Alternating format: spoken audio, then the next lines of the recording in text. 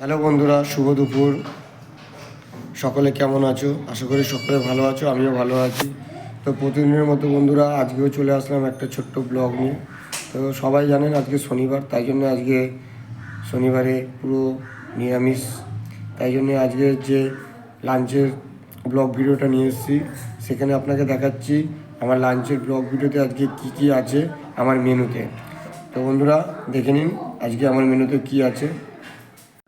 আজকে আমার মেনুতে আছে ভাত, এটা হচ্ছে আলু আর ভাজা, এটা হচ্ছে আলু ভাতে, এটা হচ্ছে লাউ দিয়ে ডাল, এটা হচ্ছে উচ্ছে আলুর তরকারি, এটা হচ্ছে আচার, আমের আচার, আর এটা হচ্ছে